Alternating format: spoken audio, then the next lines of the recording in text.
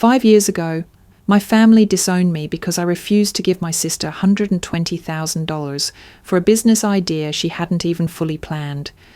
They told me I was no longer welcome, blocked me out completely.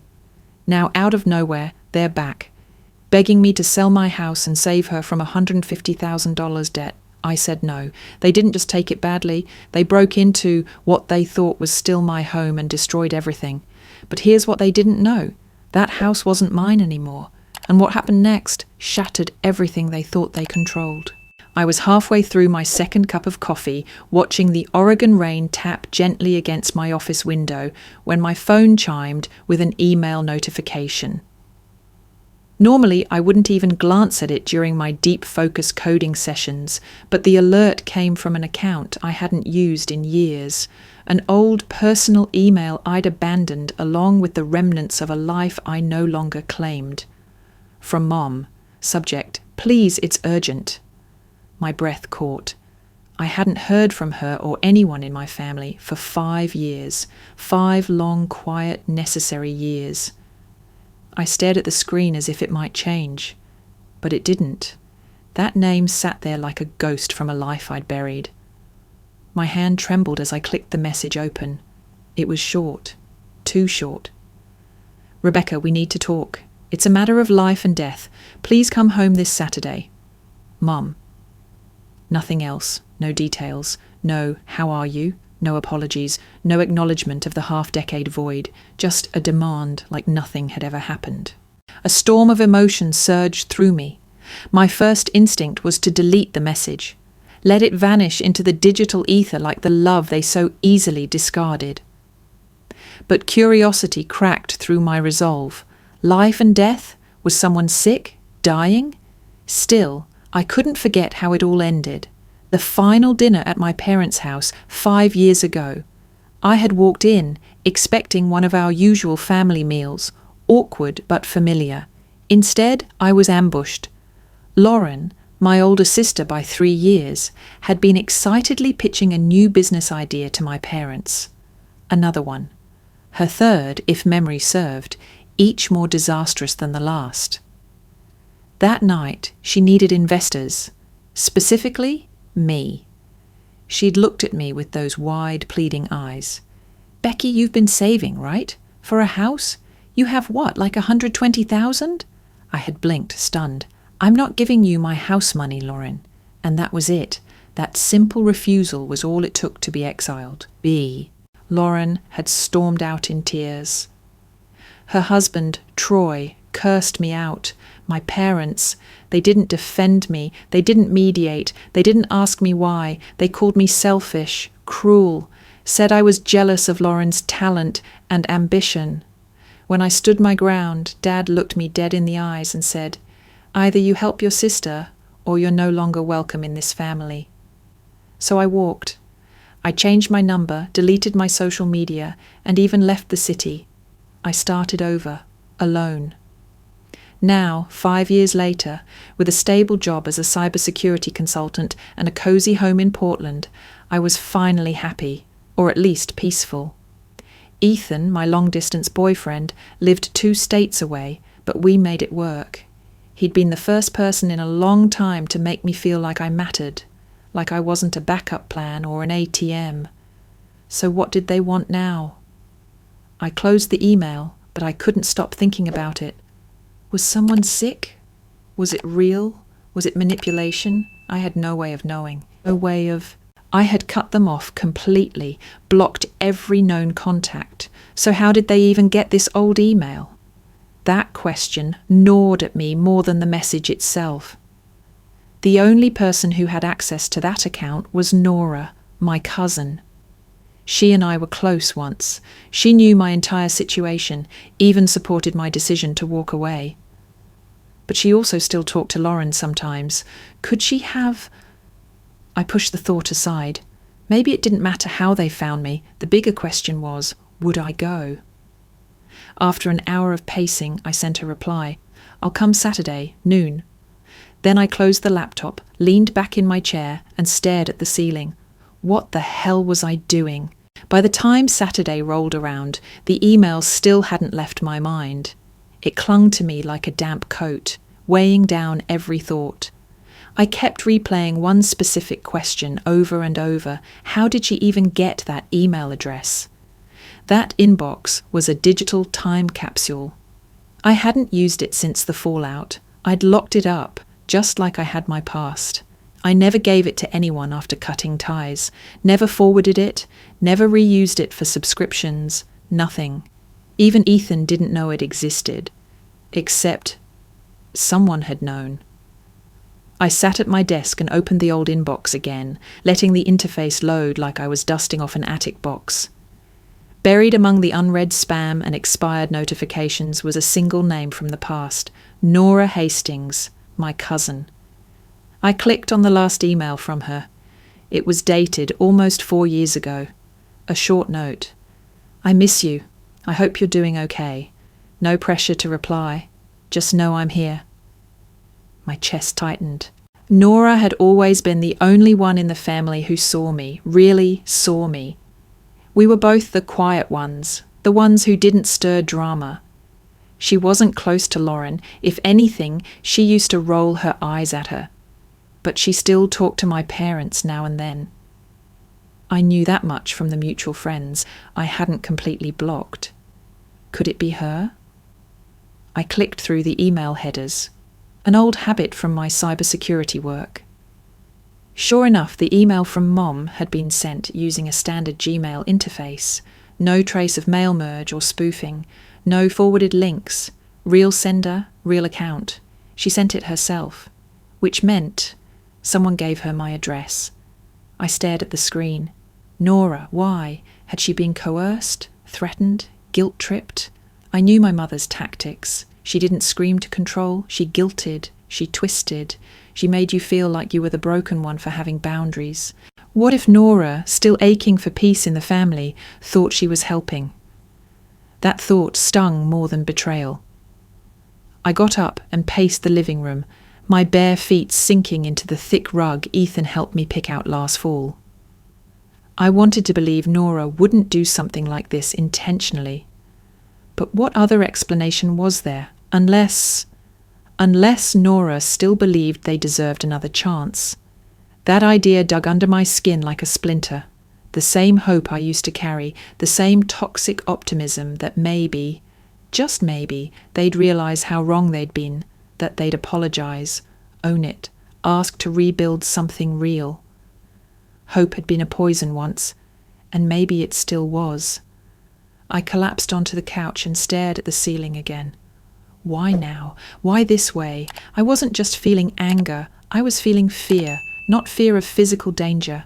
No, I could handle that. I'd faced worse. I was afraid of what would happen if I let myself believe they'd changed. That maybe this time it was different. That maybe, if Nora believed in them, I should too. I shook my head hard, almost violently, to knock that idea loose. No, I wouldn't walk back into that fire without knowing who lit the match. I picked up my phone and hovered over Nora's old number in my contacts. I hadn't deleted it, just buried it. I tapped out a message. "Did you give my old email to my mom?" Seconds passed, then minutes, then an hour. No reply. I tossed the phone down, heart pounding faster than I wanted to admit. Whether she answered or not, the damage was already done. But at least now I had a direction. I wasn't just going back into that house for a matter of life and death. I was going back to find out who I could trust, if anyone.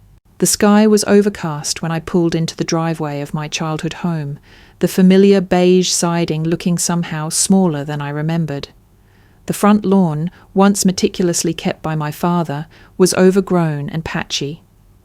A strange sense of déjà vu flooded me, like stepping into a photograph that had warped with time. 2 luxury cars were already parked, a silver Porsche and a black Mercedes. Lauren and Troy, of course, always branding their desperation with shiny emblems. I sat in my car for a full minute, gripping the steering wheel so tightly my knuckles went white. I could still leave. Pretend I never saw that email. Go back to Portland, to my quiet life and Ethan's steady warmth. But some part of me, stubborn, masochistic, needed to see what game they were playing this time. I rang the doorbell instead of using my old key, a symbolic choice. My mother answered, her eyes puffy, as if she'd been crying. "Rebecca," she said, like she was tasting the name for the first time in years. "Thank you for coming." I didn't respond. I just stepped inside. The living room looked unchanged, down to the floral throw pillows I used to hate. My father was in his recliner, arms folded, wearing the same scowl I remembered from the last time we spoke. Lauren and Troy sat on the couch, side by side, stiff and pale. Nobody moved to hug me. "Let's just get to it," I said, remaining standing. My mother clasped her hands together like she was about to lead a prayer. "It's about Lauren. She's in serious trouble." I looked at my sister. Her makeup was smudged, her designer dress wrinkled. She didn't meet my eyes. "She's lost her business," my father said flatly. "Bankrupt. They took the house." Troy chimed in, voice low. "And she still owes $150,000 to some private investors."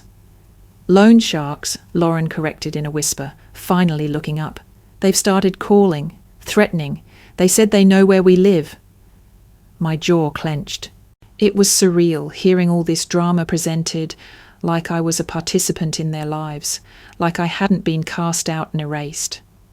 "Sorry to hear that," I said coolly, "but I don't see what this has to do with me." Judith, the woman I used to call Mom, stepped forward. "We were hoping, praying really, that you might help her." My stomach dropped. I didn't need to hear the rest. I already knew. "You want me to sell my house," I said. A chorus of awkward glances and unspoken confirmations passed around the room. My father cleared his throat. "You're doing well. You bought a nice place. You're still young. You can rebuild." Lauren's voice cracked. "I didn't know it would get this bad, Becky. Please, they said they'll hurt us." It was like a warped time loop. The same scene from 5 years ago, only now it was a demand veiled in desperation instead of entitlement. "You kicked me out of this family," I said, voice steady but low. "You told me I was selfish, cruel, that I didn't belong here." My father looked down. My mother wiped a tear. Lauren just stared at her lap. "And now you want me to risk my security, my future, to fix the mess you let her make again?" No one answered. I took a deep breath and looked directly at Judith. "What makes you think I owe you anything?" Her lips quivered. "Because we're family." I laughed, short and bitter. "You decided that wasn't true 5 years ago." And with that, I turned and walked back out the door, slamming it behind me hard enough to rattle the stained glass inlay. "Rebecca, wait, please." My mother's voice followed me out the door. I was halfway down the porch steps when I stopped. There was something in her tone that didn't sound like guilt or manipulation. It sounded like desperation. I turned slowly. She stood in the doorway, wringing her hands. Her shoulders looked smaller than I remembered. "Just let me say one more thing. Please." I didn't walk back in. I just stood there, arms crossed, letting the drizzle settle in my hair. She stepped out onto the porch, pulling her cardigan tighter. We know we hurt you," she said, her voice shaking. "What we said, what we did, we were wrong." I blinked. That was the first time in 5 years I'd heard anything resembling an admission. We were angry, scared. We thought Lauren had a chance, and we didn't want to see her fail again. But we never should have turned on you. "You didn't just turn," I said flatly. "You cut me out. You made it clear I wasn't part of this family unless I gave you what you wanted." "I know," she whispered. "That's why I'm asking you to give us a chance to make it right." I shook my head. "You want me to give you money so you can feel better about yourselves. That's not redemption. That's a transaction." "No," she said quickly, stepping closer. "That's not what I mean. Listen, if you help Lauren now, we'll fix this. We'll fix us. You can come back." I stared at her. "Come back to what?" "To the family," she said. We'll start over. Holidays, birthdays. I'll call every week. We'll be your parents again. I'll make sure of it. It hit me like a wave. This strange, surreal promise. I hadn't realized how deep the void had gone until she offered to fill it. Even as my brain screamed, "Don't believe her," my heart twitched. A small, aching part of me still longed for that warmth, that belonging I'd lost. I could feel the child in me, bruised, quiet, forgotten, lifting her head at the possibility. "Dad too?" I asked softly. "Would he welcome me back?" She hesitated, just for a second, but it was enough. "I'll talk to him," she said. "He'll listen. He was always stubborn, but he misses you. He won't say it, but he does." And Lauren? I didn't even ask. Because deep down I knew the answer. Lauren didn't want me back. She wanted my house, my money, my sacrifice. But still the idea tugged at me. My mother looked up at me, her eyes glassy. "We're not asking for everything, just enough to get her out of danger. Then we'll rebuild, I promise." My pulse quickened.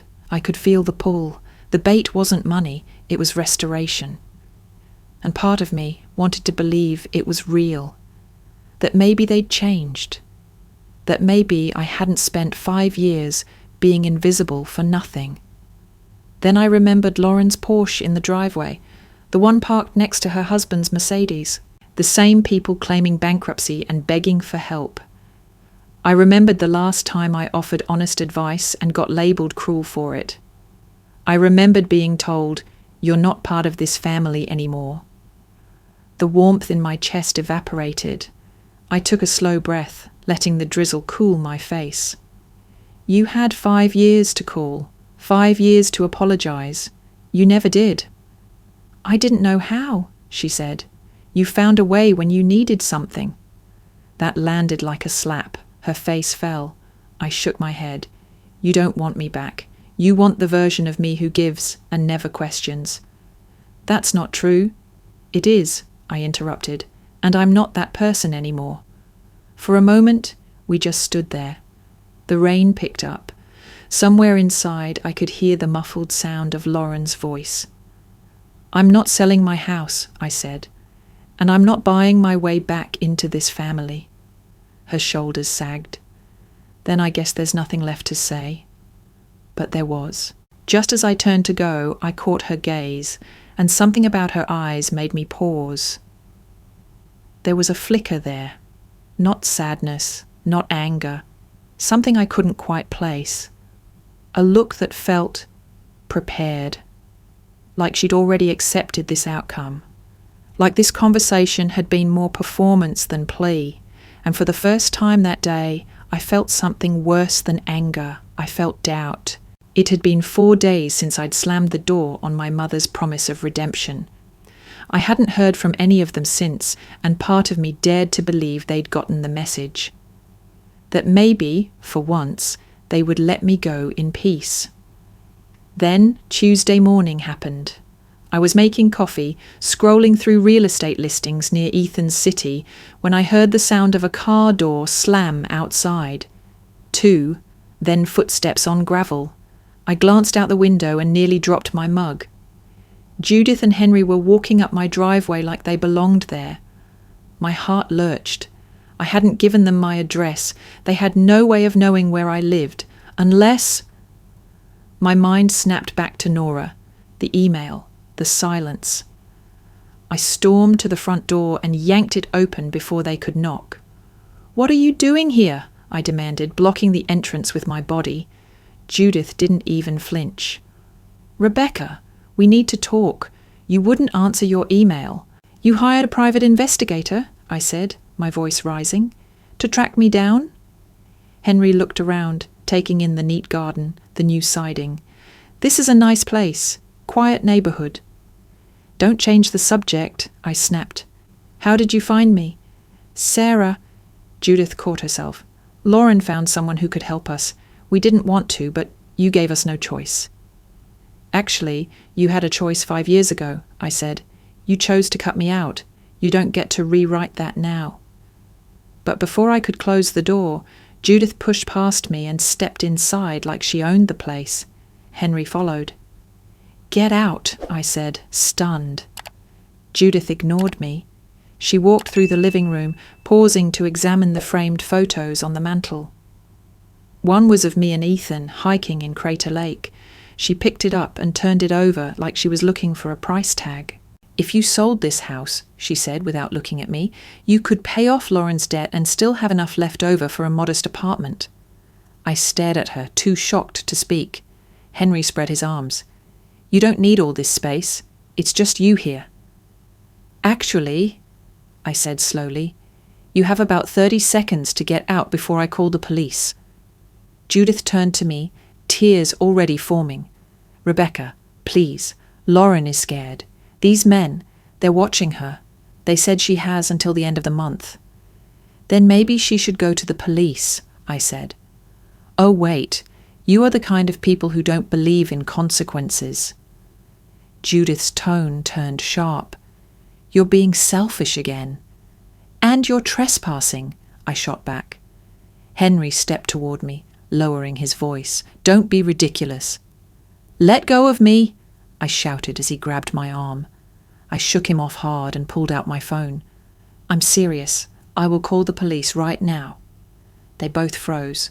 I'd seen that look before, in their eyes, when control slipped through their fingers. Panic disguised as parental concern. Judith's voice cracked. "If something happens to Lauren, it'll be on your head." "No," I said firmly, "it'll be on hers. And yours, for enabling her." We stood there in silence, the three of us in my living room like a play with no script. They didn't know what to say because, for once, they weren't calling the shots. Finally, Henry grumbled something under his breath and turned toward the door. Judith followed, but not before delivering one final dagger. "You're going to regret this." I held the door open. "Not as much as I'd regret letting you back in." They left. I locked the door behind them, double-bolted it, then stood there shaking. This wasn't over. After they left, I stood still in the center of my living room, heart pounding, trying to convince myself it was over. That the storm had passed, that locking the door was enough to keep everything out, old wounds, manipulative parents, ghosts dressed as blood. But I couldn't shake the feeling that something had shifted. The air in my house felt different, stale, invaded. I noticed the side table near the door had a drawer left ajar. A stack of unopened mail had been jostled, some envelopes spilling onto the floor.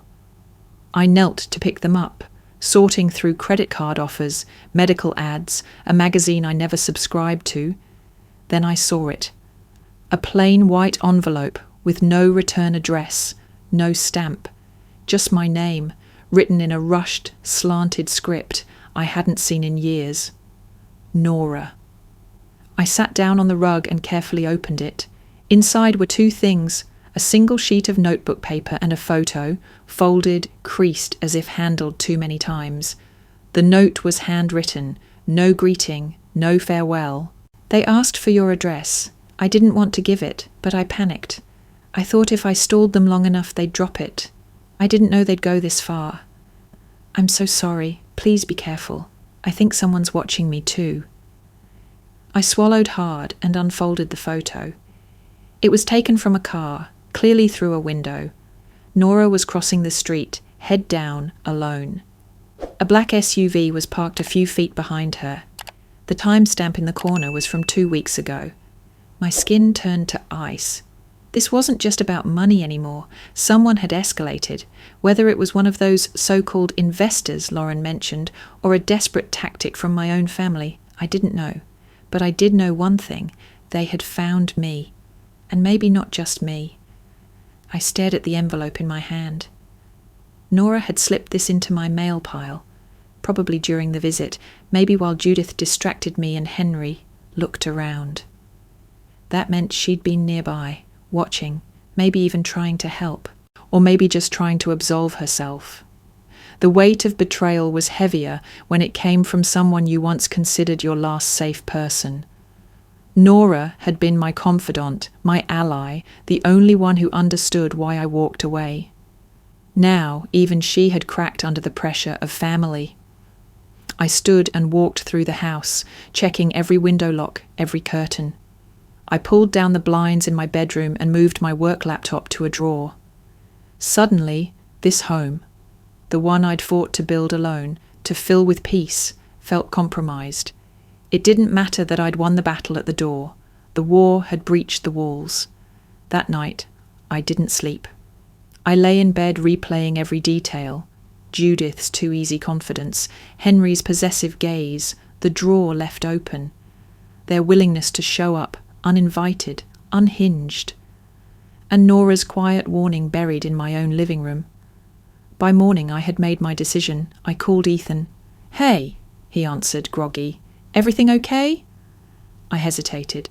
"No, but I have a plan." Within the hour, I had called my realtor, the same one I'd spoken to weeks ago when Ethan and I had toyed with the idea of me moving closer. This time there was no hesitation. "I need to sell fast," I told her. "I'm willing to cut 5% off, asking if it means a quick close." She didn't ask questions. She knew urgency when she heard it. I walked through the house slowly that afternoon, fingers grazing the walls, the kitchen counters, the shelves I'd built myself. This place had been a symbol of freedom, a declaration. I made it, alone. But now it was a target, a liability, and I couldn't afford to be nostalgic. That night I packed 2 suitcases, one with clothes, one with hard drives, documents, essentials. Everything else could be shipped later. Before I left, I slid Nora's letter back into the envelope and sealed it in a fireproof safe.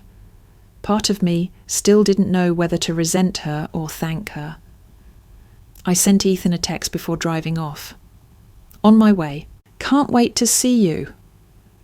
And for the first time in weeks, I felt like I could breathe again. Not because the danger was gone, but because I had finally chosen to walk away, for good. It had been just under a week since I left Portland. The transition to Ethan's place had been smoother than I expected. He cleared out space in his guest room, helped me set up a makeshift office, even cooked dinner every night like it was second nature. I hadn't told him everything yet, not the letter from Nora, not the photo, not the gnawing feeling that this wasn't over. I thought maybe if I didn't speak it aloud, it wouldn't follow me here.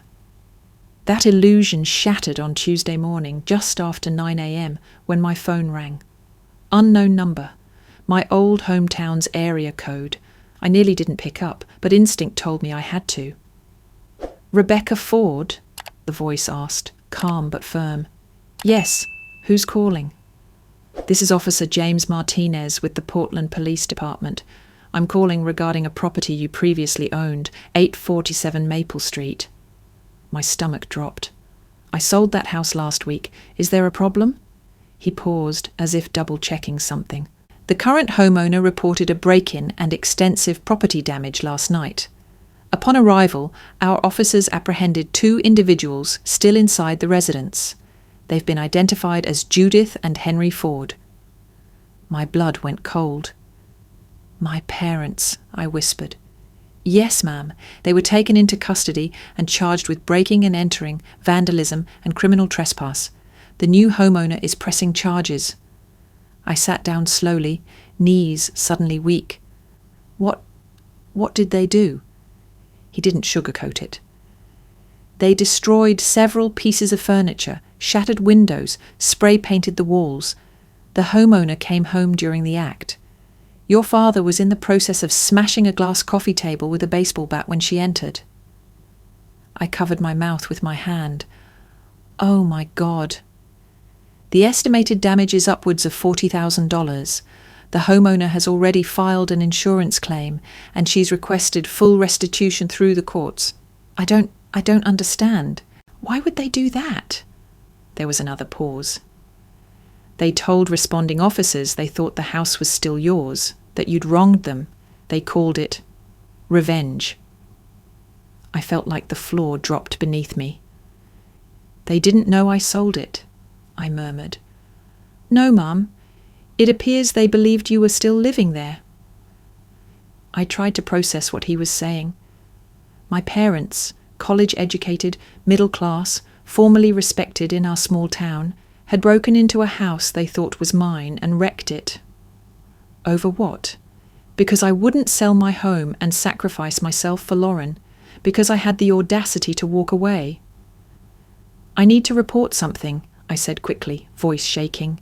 They've been harassing me for weeks, showing up at my house uninvited, grabbing me, pressuring me for money. I have emails, witnesses, a letter. Officer Martinez took down everything, patient, professional, but even through the line I could hear the disbelief simmering beneath his calm tone. They committed a crime, Rebecca, and now they'll face consequences. That night I told Ethan everything, from the first email to the uninvited visit, to Nora's warning letter, to the photo, to the phone call I just received. He listened without interrupting. When I finished, he looked at me, not with pity, but with something closer to fury. They could have been shot, he said. Breaking into someone's home? What if the new owner had a gun? I know, I whispered. They weren't thinking. No, he corrected. They were thinking, just not clearly. This wasn't desperation, this was punishment. He was right. This wasn't about Lauren's debt anymore. This was about control, about punishment, about making me pay for saying no, for living a life they couldn't dictate. They had lost their grip, and instead of turning inward, they turned destructive. And for the first time in my life, I saw them not just as flawed or misguided. I saw them as dangerous. 2 days after the call from Officer Martinez, I received an unexpected envelope forwarded to Ethan's address. It had no return label, but the handwriting was tight, elegant, like someone trying to maintain control despite fraying at the edges. Inside was a single-page letter, neatly folded. It wasn't from a lawyer or insurance adjuster. It was from the woman who now lived in my former home. Her name was Rachel Duval. She introduced herself briefly, a freelance writer, recently divorced, no children.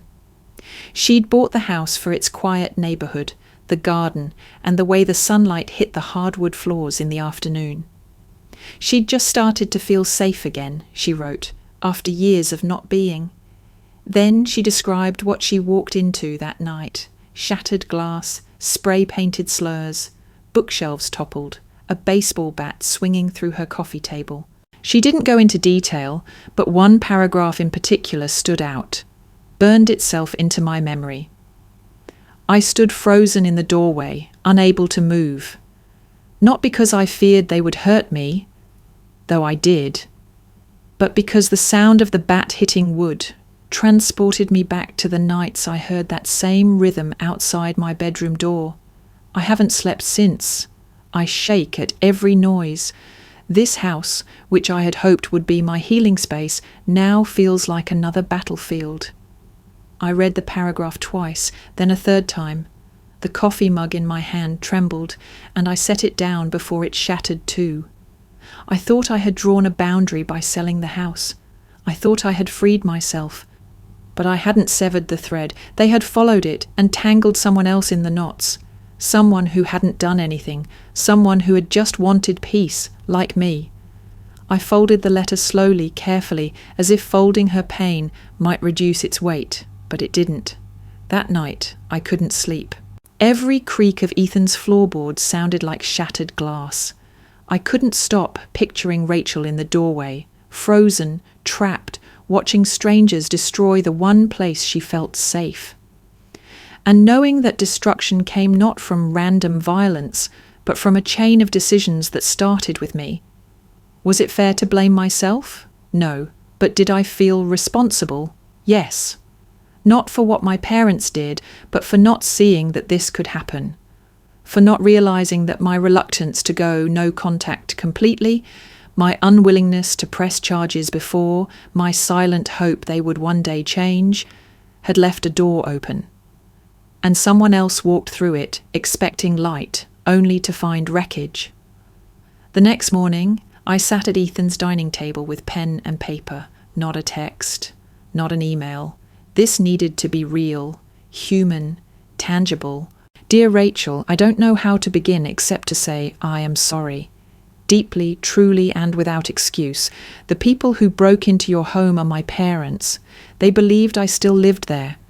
They came looking for revenge because I wouldn't give them something they felt entitled to. I hadn't spoken to them in years, and when I sold the house, I believed I was closing that chapter for good. Clearly, I wasn't. I've spent the last 5 years building a life separate from the chaos I grew up in, but I see now that physical distance isn't the same as emotional closure. I never took legal steps to hold them accountable. I never confronted the full reality of who they'd become. I just left. And because I left, you walked into their path. I cannot imagine how terrifying it must have been to find your sanctuary violated like that.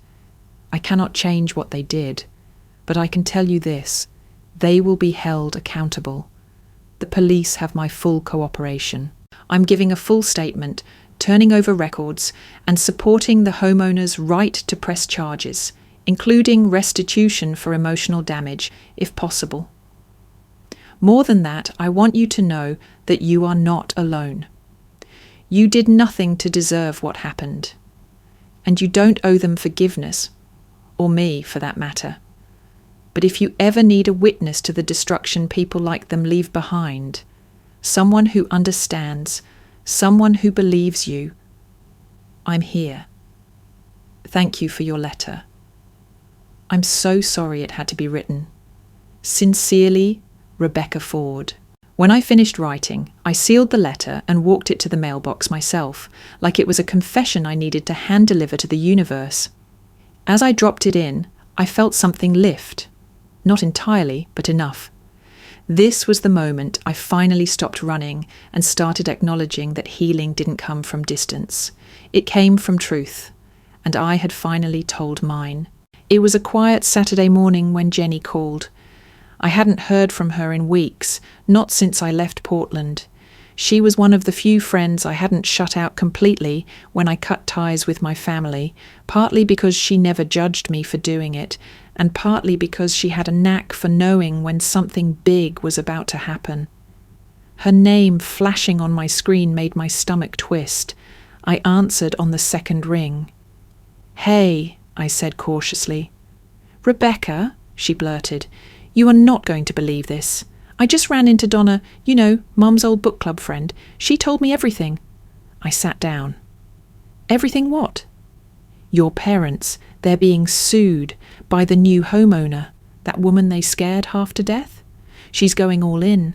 Property damage, emotional distress, full restitution." I exhaled slowly. "Good. She should."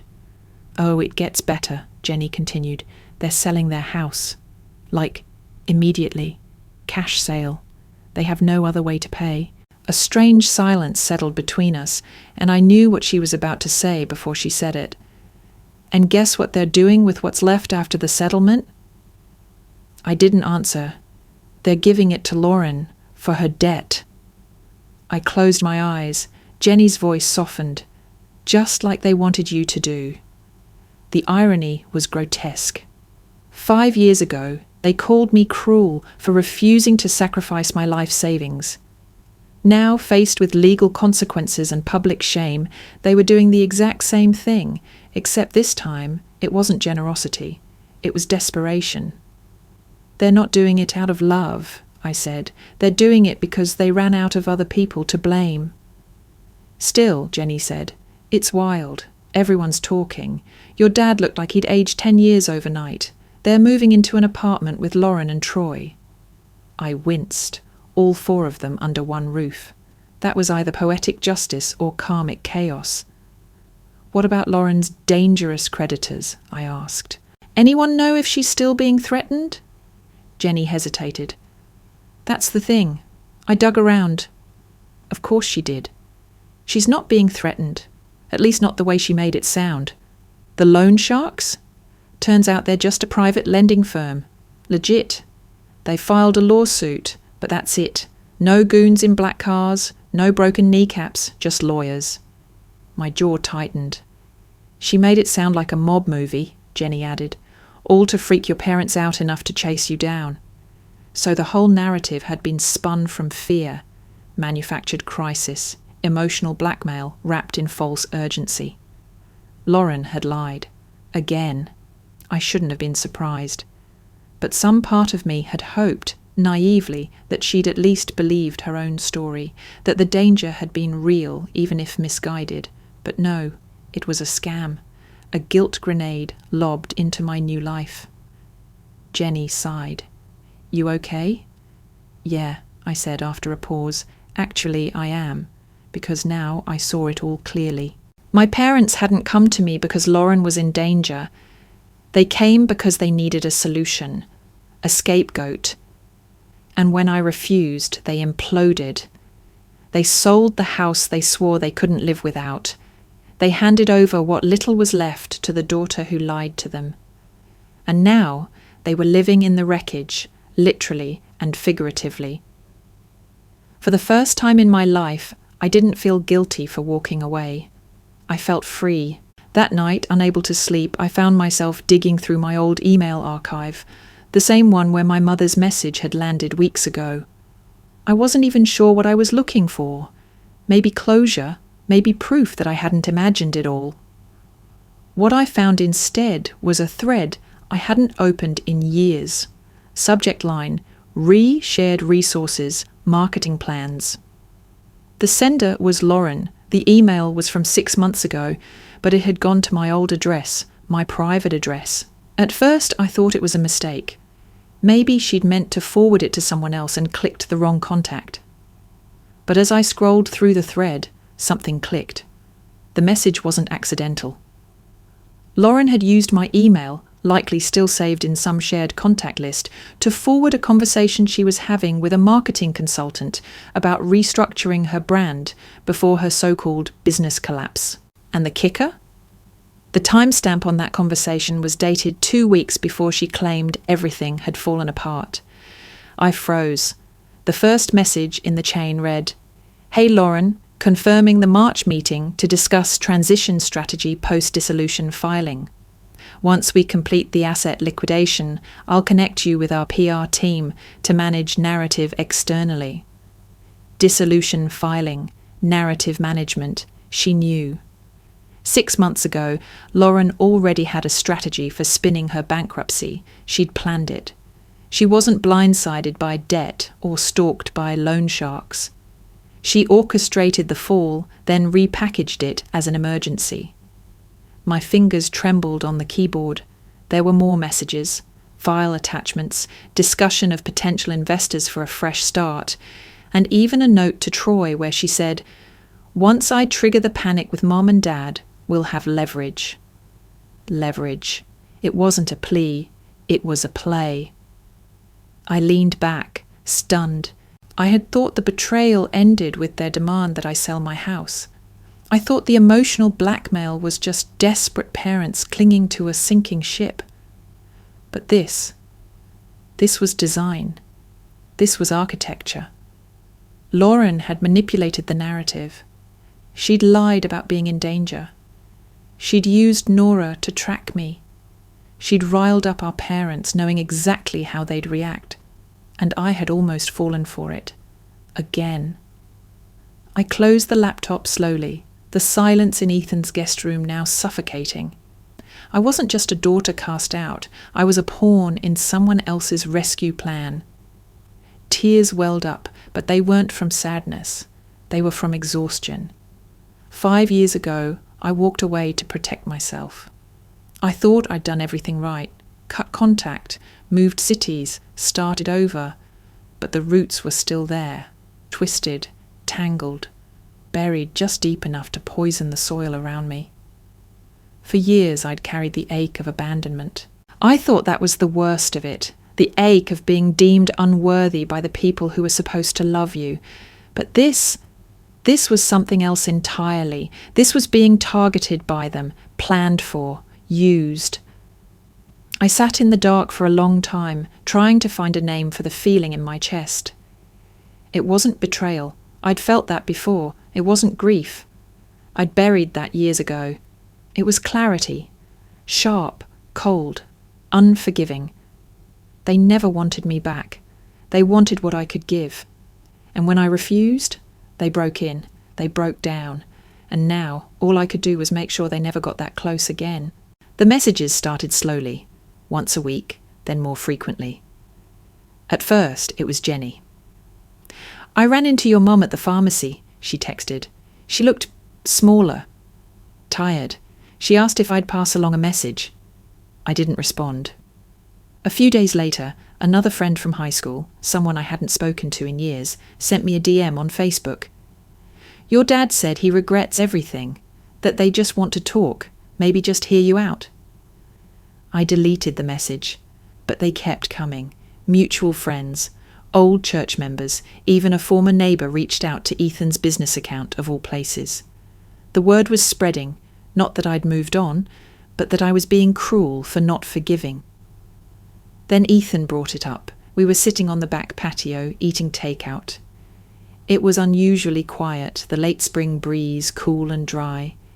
He hesitated for a long time before speaking. "I know it's not my place," he said carefully, "but have you thought about at least meeting them, one time, just to hear them out?" I didn't answer right away. My fork scraped against the container. "You don't have to explain anything," he continued. "I'm on your side, but maybe hearing them grovel would give you some kind of closure." I looked up at him. "Closure doesn't come from people who never gave you respect in the first place," I said. "It comes when you stop giving them access to hurt you again." He nodded.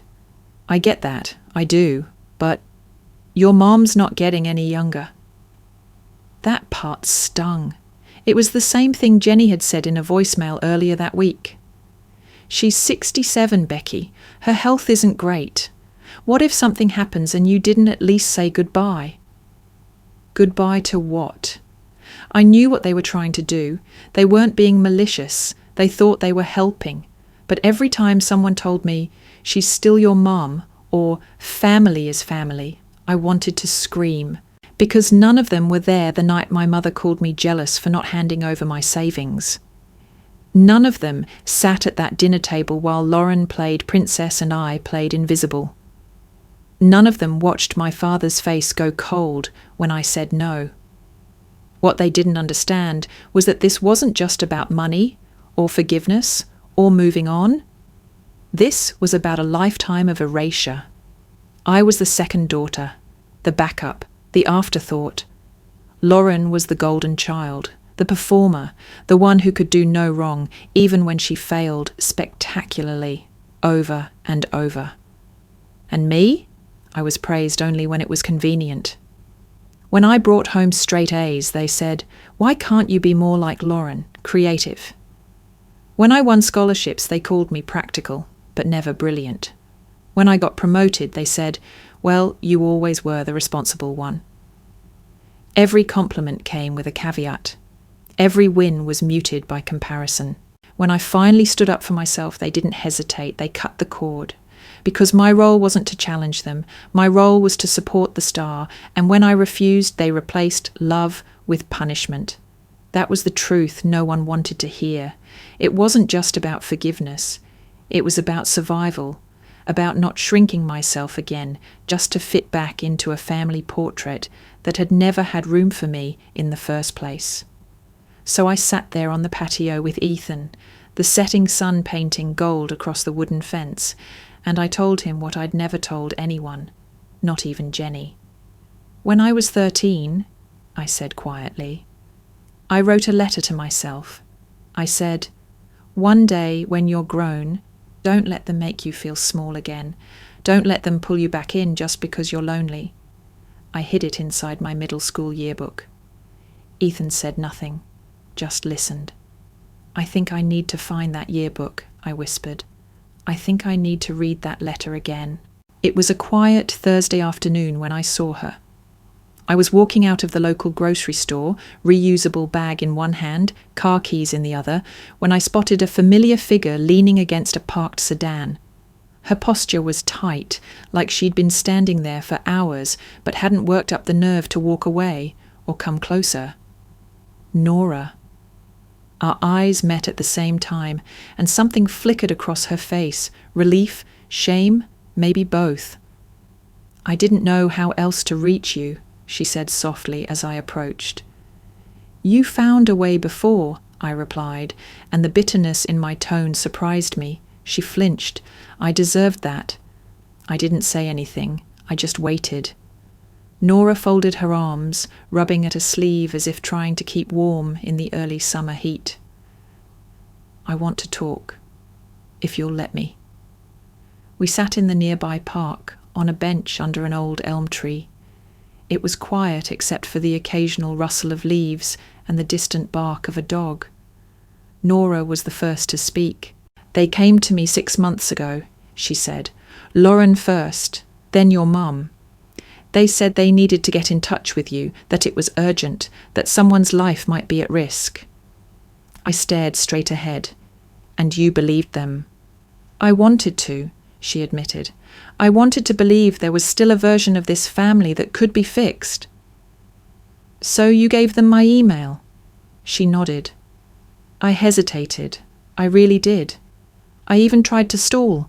I sent your mum the wrong email once, hoping she'd drop it, but she didn't. She kept pressing. Eventually, I caved. "Why not just tell me?" I asked. Nora looked down. "Because I knew what it would sound like, that I betrayed you, that I picked them. You did." "I know." Her voice cracked. "And I'm sorry. I wanted so badly for us all to be okay again, for someone to make the first move. And they made it sound like if you just talked to them, everything could heal." I finally turned to look at her. "You thought I was the key." Nora swallowed hard. "Yes." There it was, the painful truth. She hadn't done it to hurt me. She'd done it out of some misplaced hope that I could fix what generations of dysfunction had broken, that maybe if I played nice one more time, the cycle would end. But I wasn't a tool. And I wasn't a sacrifice. I took a breath. "Nora, I don't hate you. I don't even blame you anymore. You were desperate for something that never existed to begin with." Her eyes filled with tears. "I never wanted to lose you. Not you." "You didn't," I said, "but I'm not going back. I can't." She nodded slowly, wiping her cheek with the back of her hand. "I just had to tell you in person that it wasn't malice, it was hope. Stupid, naive hope." I reached out and touched her hand lightly. "Hope isn't stupid, but holding on to something that's rotted at the core, that is." She looked at me and I saw it then. She finally understood. Not just what had been done to me, but what I had to do to survive it. "That family," I said quietly, "died in me a long time ago." Nora didn't argue. She just nodded again, a slow, grieving motion. Before we parted ways, I hugged her, not because I wanted to fix her guilt, but because I needed to let go of mine. As I drove back to Ethan's place, the sun setting behind the hills, a calm settled over me. I didn't belong to them anymore, and that wasn't a tragedy, it was freedom. Family isn't always blood, I thought. Blood doesn't entitle you to someone's peace. Blood doesn't give you the right to tear someone down and call it love. Some families we're born into. Others, we choose. And not every house we grow up in is a home. Some are just the places we learn to leave. It happened on a Sunday morning. The sky was soft with clouds, the kind that whispered rain but never delivered. Ethan and I had just finished breakfast, his signature omelette, my terrible attempt at toast, when he cleared his throat and looked unusually nervous. "I've been thinking," he began, fiddling with the edge of his coffee mug. "That's always dangerous," I teased, trying to lighten the mood. He smiled, but it didn't reach his eyes. Then, slowly, he stood and pulled something small from his pocket. A ring box. I froze. He didn't kneel. He didn't need to. He just held it out like a question he'd been waiting years to ask. "Rebecca," he said, "I know your past has been complicated. And I know you've fought like hell to build something better. I don't want to be your rescue. I just want to be the one who stands beside you while you rescue yourself. Will you marry me?" I stared at him, stunned. Not because I didn't expect it, we'd talked about the future, made casual plans, but because he'd said it exactly the way I needed to hear it. No promises to fix me, just a vow to stand with me. I nodded, tears already gathering. "Yes," I whispered.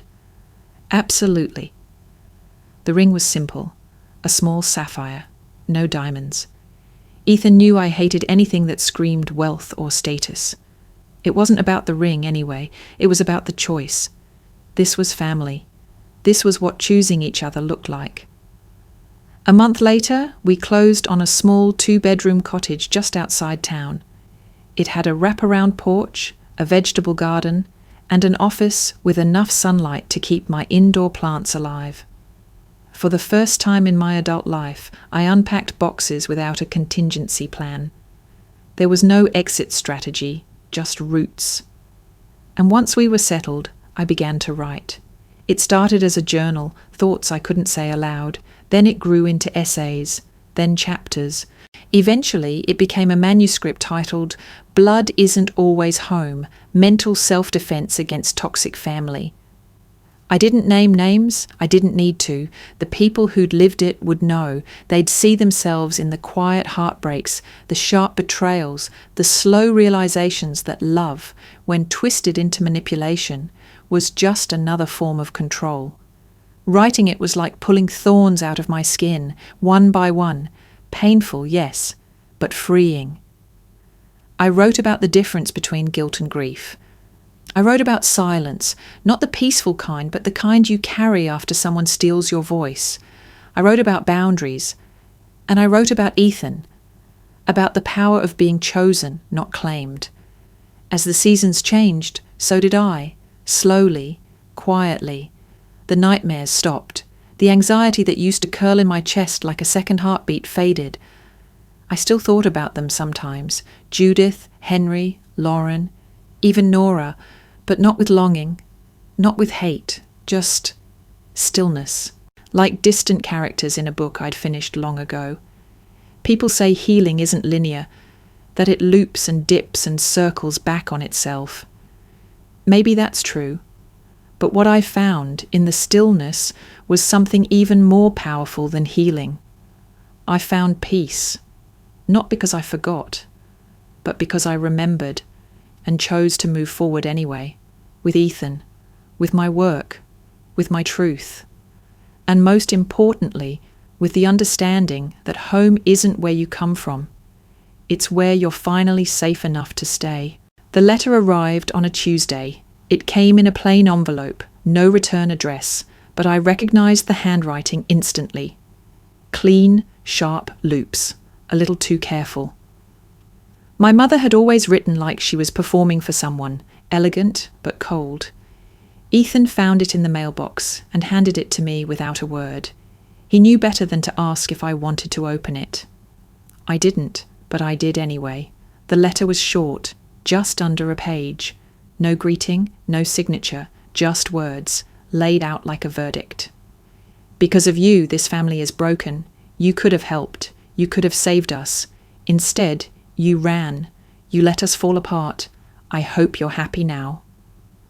There was no apology, no admission of guilt, just the same narrative they had always clung to, that I was the one who turned my back, that I was the one who ruined everything, that if I just played along, just sacrificed like a good daughter should, none of this would have happened. I stood in the kitchen, the letter trembling in my hands, not from fear, not even from anger, from clarity.